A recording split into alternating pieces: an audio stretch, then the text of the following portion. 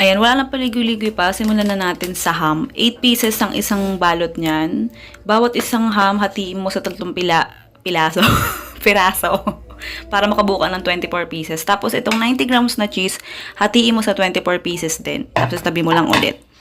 Ayan, gamit ka ng sangkalan para mas flat yung iyong pagbabalutan. Tapos ito, ang ginamit natin ay molo wrapper. Mahirap makabili niyan mga madam, pero sa Pure Gold meron. Oo, sa palengke mahirap maghanap eh. Oo, tsaka sa mga grocery. Kaya diretso ka na sa Pure Gold. Tapos, ayan, kuha ka ng sliced cheese, ilagay mo doon sa molo wrapper. Sa molo wrapper pala, 24 pieces lang din yung nagamit natin. Ayan, ganyan lang. Patong mo lang ng ganyan. Oo. Kaarte-arte, hindi pa ilapat ng maigi, ano? Lipat-lipat pa, no? Ayan, tapos sliced cheese, yung hiniwa natin yung cheese kanina. Oo. Hindi ko na pinakita sa inyo kung paano hiwain, dahil alam kong marunong naman kayong maghiwa. Oo.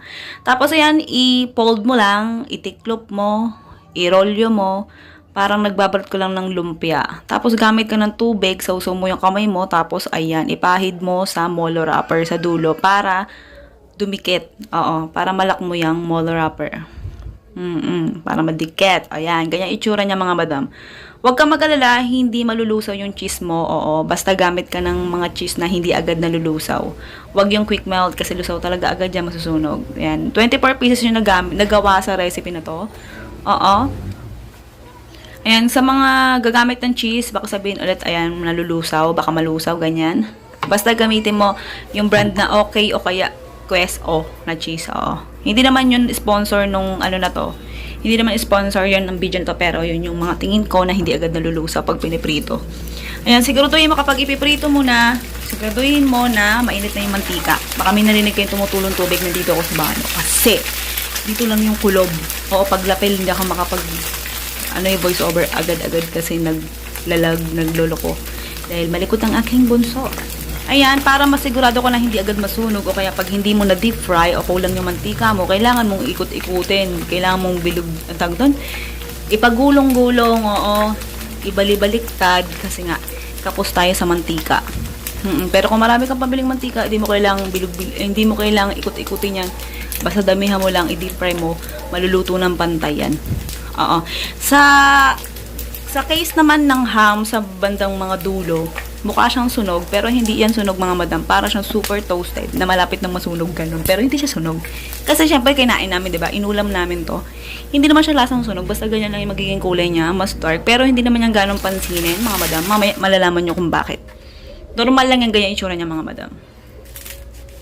Ayan. Tapos, hatiin mo sa gitna bawat isa, mga madam. Bale, ang pinaka-total na nagawa natin, kapag hinati mo sa gitna, 48 pieces. Ayan, ganyan yung itsura niya mga madam, diba? Hindi na napansin yung kaninang super toasted na ham sa labas. Ayan, tapos kumapit ako ng paper plates na maliliit. 16 pieces mga madam. Oo. Tapos, bawat paper plates, lagyan mo ng 3 pieces na ham and cheese rolls. Oo, pagandahin mo ang pangalan. Oo, para pag maganda yung presyo, walang magreklamo. Sa paglagay naman ng sausawan, pwedeng ketchup ang ilagay mo. Tapos, depende sa'yo kung gaano karami gusto mong ilagay. Pero kung gusto mong mayonnaise, pwedeng yun yung gamitin mo sausawan. Ayan, ito ang ating finished product, mga madam, ha? Ham and cheese rolls.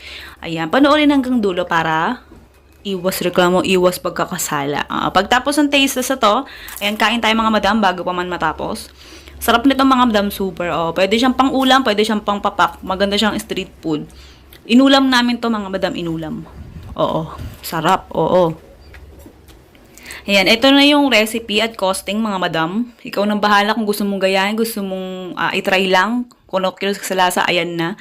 Kung gusto mong itinda, ayan na rin yung costing. Kung magkano pwede mong kitain sa loob ng isang araw, isang buwan, at isang taon. Kung ititinda mo to ng 24 pieces lang per day o 48 pieces. Oo.